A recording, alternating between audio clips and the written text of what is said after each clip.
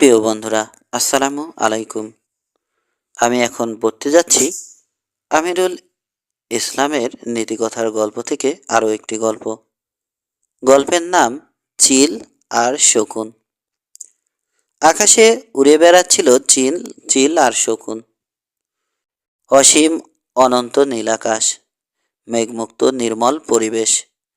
শকুন তার বন্ধু চিলকে বলল, ওহে চিল, আমি কত দূরদৃষ্টিসম্পন্ন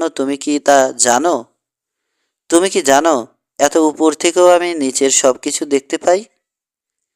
চিল বলল, হয়তো তোমার কথা সত্যি, কিন্তু ভাই, কথার কোনো মূল্য নাই। তুমি দূরের জিনিস কেমন দেখতে পাও, এসো তার একটা পরীক্ষা হয়ে যাক। শকুন এক কথায় রাজি। উড়ে উড়ে তারা এলো বহুদূরের এক জঙ্গলের মাথায়। চিল জানতে চাইল, নিচে কি আছে, তুমি কি তা সব দেখতে পাচ্ছ? শকুন গভীর দৃষ্টি দিয়ে নিচে তাকালো। ভাই, তুমি যদি বিশ্বাস করো তবে শোনো। বনের পাশে ঠিক ওই স্থানটিতে একটা গমের দানা আছে, আমি স্পষ্ট দেখতে পাচ্ছি। চিল এই কথায় বিস্মিত হলো। সে তো কিছুই দেখতে পাচ্ছে না এবং বিশ্বাসই করতে পারল না এত দূর থেকে একটা গমের দানা দেখা সম্ভব। শকুন বলল, শুরু হোক আমাদের পরীক্ষা। তখন চিল আর শকুন দুজনেই উড়ে উড়ে নিচের দিকে নামতে লাগলো। শকুন বিজয় গর্বে উৎফুল্ল, কারণ আরেকটু নামলেই সত্যি সত্যি সে গমের দানাটা সংগ্রহ করতে পারবে।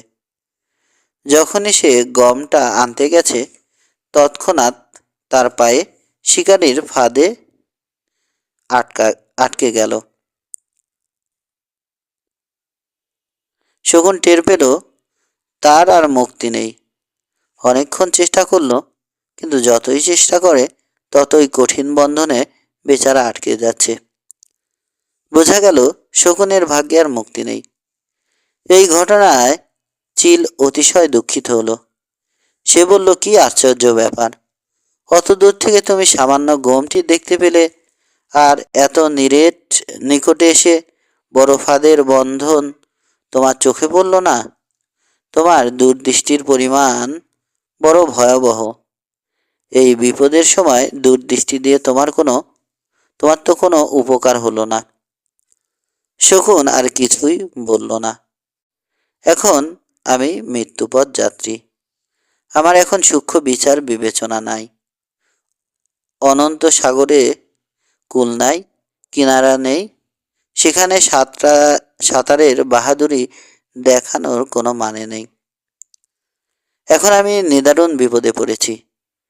এই সময় আমার দূরদৃষ্টির কোনো অর্থ হয় না।